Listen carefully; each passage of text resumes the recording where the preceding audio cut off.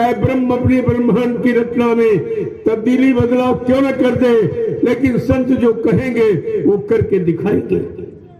संतों की जमान यही तो कहा गया है। और आपकी समझ में कुछ आया है? कुछ नहीं समझते। और एक दिन नहीं 60 वर्ष आपको समझाया गया मथुरा में 10 जुलाई 1952 से और 2012। ये 60 वर्ष का समय आपके पीछे खर्च किया। जिस समर्थ मालिक ने, आप उसी को भूल गए, उसी के वचनों को भूल गए, उन्हीं के वादों को भूल गए जो तुम्हारी जीवात्मा के कल्याण के लिए वादा किया और संसार के सुख समृद्धि लाने का वादा किया। ये दोनों तरफ का काम करने वाला महापुरुष ये पहली बार भूमंडल पर आया है।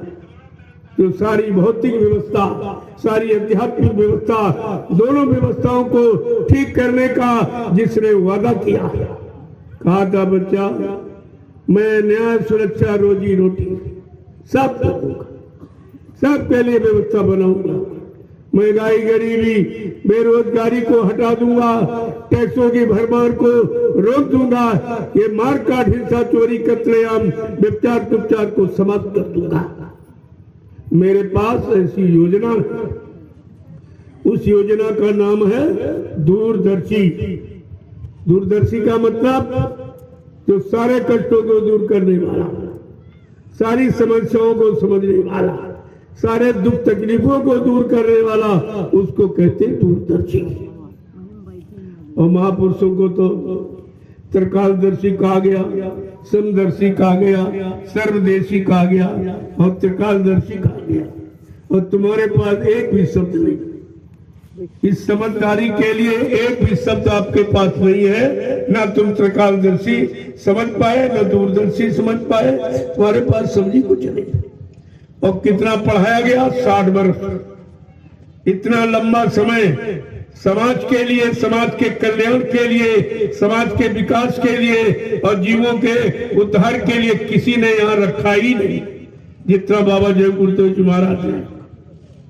और आपने उनको अपना गुरु बनाया और ये भी नहीं जान पाए कि गुरु किस काम के लिए आता है और कौन सा काम करके जाता है। गोस्वामी जी महाराज ने रामचरितमानस में उत्तरकांड को लिखकर सबके प्रश्नों का उत्तर दिया है। उन्होंने यही कहा है कि समय का गुरु एक ही आता, सतगुरु एक गुरु बहुतेरे का संसार में गुरु बहुत है। इसीलिए तुम्हारे शरीर के साथ 7 गुरु जोड़े गए। प्रथम गुरु पिता और माता जो है रक्त बीज के दाता, दूसर गुरु भाई वो दाई जो गर्भवास की मैल छुड़ाई, तीसर गुरु नाम जो धारा लैला नाम जो गांव पुकारा, चौथा गुरु जो शिक्षा दीना तब संसारी मारक चीना, पांचवा गुरु जो दीक्षा दीना राम नाम का सुमरन कीना, छठवां गुरु भरम सब तारा ओंकार से नाता जोड़ा, लेकिन 7वां सतगुरु और शब्द लिखाया और जहां का जीव तहां पहुंचाया। प्रेमियों यह सतगुरु का काम और सतगुरु समय का एक ही है। गुरमारी कहती है बने तो सतगुरु से बने, बिगड़े तो भरपूर। ऐ जीवात्मा रूहो जब कभी तुम्हारी बनेगी तो समय के सतगुरु से बनेगी, नहीं तो सब बिगाड़ देगी। और ये सब बिगाड़ने वाले केवल समय का सतगुरु जो आएगा वो तुम्हारे बनाने के लिए आएगा। ये भी आप भूल गए, गुरबाणी भूल गए। तो गुरबाणी कह रही बने तो सतगुरु से बने, बिगड़े तो भरपूर। और सतगुरु एक गुरु बहुतेरे। और इन लोगों ने प्रचार कर दिया कि गुरु मर गया। जो समय का आया उसको कहते मर गया। तो इनसे पूछो और दूसरा कौन आएगा, उसके आने की तारीख क्या जरा बता दीजिए। अभी आप पूछने लगो तो 2 मिनट में सच्चाई का राज खुल जाए कि सत्य क्या है और झूठ क्या है और असल क्या है, नकल क्या है, ये सब समझ में आ जाएगा। धीरे धीरे धीरे धीरे सब पर्दाफाश हो रहा। सच्चाई कभी छुपती नहीं। कितना कोई प्रयास करे, सत्य कभी पराजित होता ही नहीं। हाँ, परेशान किया जा सकता है कुछ समय के लिए, लेकिन सत्य कभी पराजित नहीं होता। अपने समय पर तुम्हारे सामने आके खड़ा हो जाएगा। अरे तब तो आपको मानना पड़ेगा। फिर तुम कहां जाओगे? जब वो संत सूरत निकलेगा, सामने खड़ा हो जाएगा, तो बोलो ये उल्लू चमगादड़ कहां छिपेंगे? इनके छिपने के लिए कोई जगह नहीं मिलेगी। अभी तो बहुत उड़ रहे हैं ये, लेकिन जितने समय का संत सूरत निकल कर तुम्हारे सामने खड़ा हो जाएगा, उस दिन ये उल्लू चमगादड़ कहां छिपेंगे? इस पर आप विचार करिए। तुम्हारे आंखों पर पर्दा है, कानों पर पर्दा है, बुद्धि पर पर्दा है। वो कहीं न गए हैं न कहीं जाते हैं। जो काम करने आया है वो काम करने के बाद ही जाएगा। इसके पहले बीच में ना कोई भेज सकता है, क्योंकि इनको किसी ने उधर से भेजा नहीं है। गुरु भेजा जाता तब आता, संत भेजे जाते तब आते, सदगुरु भेजे जाते तब आते, लेकिन परम संत और सच्चा अनामी महाप्रभु वो अपनी इच्छा से आया है और काम करके अपनी इच्छा से ही जाएगा। न किसी ने उधर से भेजा और न यहाँ कहीं से ले जाता। इसलिए बाबा जी ने वादा किया था, आपको संकेत इशारे करके बताया था कि बच्चा, मुझे सृष्टि में कोई नहीं मार सकता। न मुझे कोई मार सकता, न मुझे कोई धोखा दे सकता, न मुझे कोई धन दौलत सामान से खरीद सकता। मैं अपना काम करने आया हूँ, काम करके ही जाऊंगा।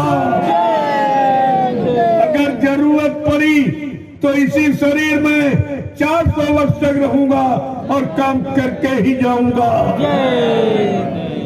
फिर आप कैसे भूल गए?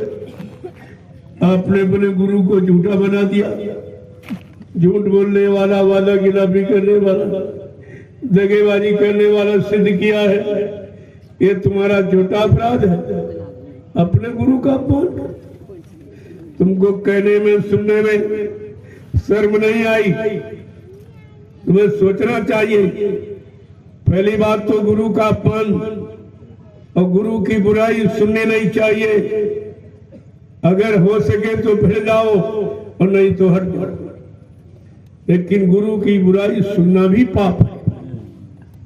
करना तो पाप है ही, सुनना भी पाप। इसलिए ये दोनों काम हुए और किया गया और तुमने सुना। तुम दोनों ही अपराधी हो। वो करने वाले भी अपराधी हैं जो कहते हैं, और तुम सुनते रहे, तुम भी अपराधी हो। तुमने सुनकर अपने गुरु की सच्चाई नहीं कह पाए। इतने डर गए तुम, इतने कायर और डरपोक निकले कि गुरु का अपमान सुनते रहे और सामने देखते रहे और तुम जबान से बोल नहीं पाए कि आने वाले समय में तुम अपने आप को बाबा जी का शिष्य कहलाओगे। कोई मानेगा तुमको? तुमने शिष्यता भी खो दी। तुम अपने आप को बाबा जय गुरुदेव जी महाराज का शिष्य कहलाने के अधिकारी भी नहीं रहे हो। उन्होंने वो काम किया। इसलिए अभी तो मैं केवल इशारे कर रहा हूं।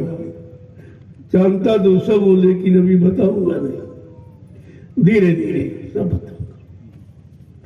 जैसे जैसे तुम्हारे में इच्छा देखूंगा, गुरु के प्रति प्रेम और विश्वास और लगाव देखूंगा, वैसे वैसे ये सारा राज खोल के रखूंगा। सारा। पहली बात तो इशारे में मैंने 10 वर्षों में सब कुछ कह दिया। 10 वर्षों में पहली बार यहाँ नहीं आया हूं, कई बार आ चुका। अब पूरे हिंदुस्तान में घूम घूम कर, कोई एक जगह नहीं, और सब जगह ये संदेश किया और सबके कानों तक आवाज पहुंचाई, समझ की। और मानो न मानो, ये खुशी आपकी है। ये तो कोई ये तो नहीं कह सकता कि हिंदुस्तान में कोई प्रेमी कि हमको बाबा जी के बारे में जानकारी नहीं दी गई। ये हम आपको नहीं कहने देंगे। मुसलमानों की तरह तुम ये नहीं कह पाओगे कि हाय हुसैन हम न हुए।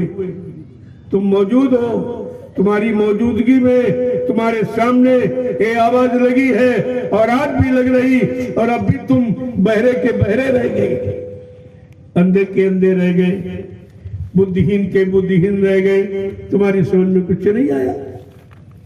लेकिन महापुरुष अपनी फर्ज अदायगी से कभी पीछे नहीं हटते, वो तो अपना फर्ज अदा ही करते। पहले भी बाबा जी ने आपसे कहा था, मैं किसी मनुष्य पोल पर बैठकर अपना संदेश तुम्हारे तक पहुंचा दूंगा। वो पोल मेरा ही पोल होगा। वो घर खास खुदा का है जिससे मेरी आवाज निकलेगी, मेरा वचन सुनने को मिलेगा, मेरी जानकारी आपको मिलेगी। वो मेरा ही घट होगा। सब घट भीतर साइया सुनी सेजन कोय, वह घट धन सराय हो जा घट प्रगट हो। कहा सारे घट में कहा मेरी जीवात्मा मालिक की बैठी, लेकिन वो घट धन है जिस घट से मेरा संदेश, मेरी सच्चाई, मेरे बच्चों की जानकारी यानी मतलब दी जाएगी। वो घट मेरा ही घट होगा। आपको ये सोचना चाहिए। तभी आप लिखा गया कि साधु लखावे गुरु को और गुरु लखावे साध, और साध गुरु में भेद नहीं, कोई भेद नहीं होता, वो एक ही होते।